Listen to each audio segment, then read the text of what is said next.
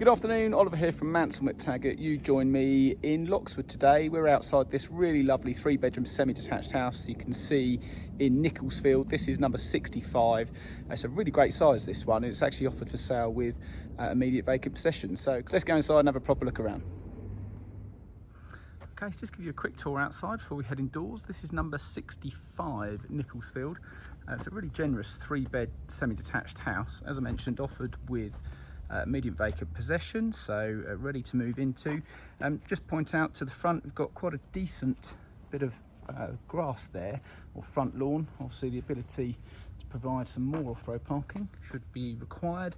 However, there is also a driveway here which comfortably will allow parking for 2 cars in front of the garage which comes with the property.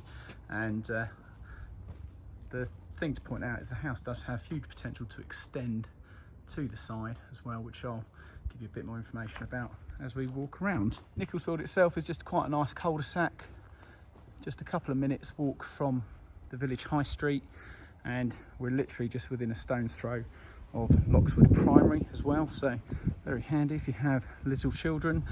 Neighbouring villages are Wisborough Green, Plastow. You've got quick access into Billingshurst here, where there's a sort of further range of shops and facilities, and of course the mainline train station to London, Horsham, Chichester, etc. And of course you've also got the Weald School in Billingshurst as well. So really great property, great location. Hopefully it gives you a bit of an idea of the outside. Let's pop inside, have a proper look around. Okay, so come on in. So as you can see, we enter into the entrance hall. It's actually quite a nice size, and obviously plenty of space for a console table. And if I just pan around there, that is a really handy cupboard. So quite a nice deep cupboard there for coats, shoes, an extra bit of storage. The first door just off the hall as well as the downstairs cloakroom. So pretty self-explanatory there, but nice little window to the front. And it's just worth me pointing out there's a little bit more storage here. So we've got decent size understairs cupboard. We'll just point out that's the consumer unit, so that will need upgrading to a more modern RCD. And let's just go back to the front. So first door on your right actually leads into the kitchen, which is located at the front of the house. So quite a nice size, but I'm going to show you where this leads to in a moment. Let me just show you. So whilst you're doing your washing up, looking over the front garden, and got space there for washing machine, oven, plenty of storage and worktops. As I just pan around, you'll see this door here. Now, this leads into, I guess you'd probably call this a dining room, breakfast room, but obviously it's immediately adjacent to the kitchen. So, good opportunity there to potentially open this up a little bit, creating a sort of larger open plan kitchen dining room. And whilst there is a sliding door there leading to what is the sitting room, which I'll show you in a moment, potentially actually just blocking that up, because you've obviously got a window to the front already, so plenty of natural light already coming into the room. So options there. And so then leading into that room through this double glazed sliding door. So this is the sitting room at the back of the property, which is a really, really good size.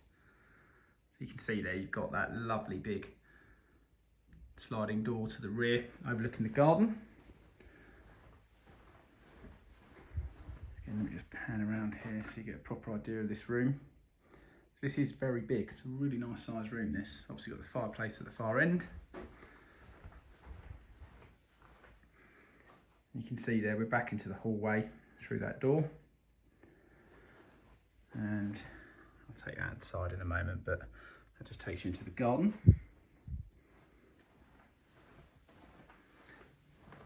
And then back into the hall. That completes the ground floor. So moving upstairs, there's So again, we've got 3 really good sized bedrooms. I'll just show you the landing quickly. So again, generous landing. There's a nice big window there as well. Also, as I mentioned, outside there is extension potential.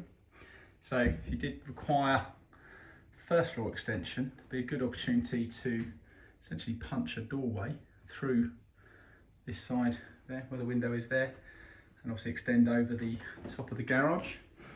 Of course, subject to planning. So the bedroom at the top of the stairs is bedroom number 3. So this is, I would say, small double. You can see it's got a full-size single bed there just on the right-hand side, double wardrobe, and a small unit there. All fits really comfortably. I mean, it's a very generous single room. Essentially a small double, and that's just got the view over the garden. So, benefit of this house is the bedrooms are really generous size. The bedroom adjacent to that, technically bedroom 2 I'd say, but you've got again a bank of fitted units on this side, and then you'll see as I pan around, again a really generous, loads of floor space here. I mean, that's quite a sizable double bed. You can see the amount of floor space as well.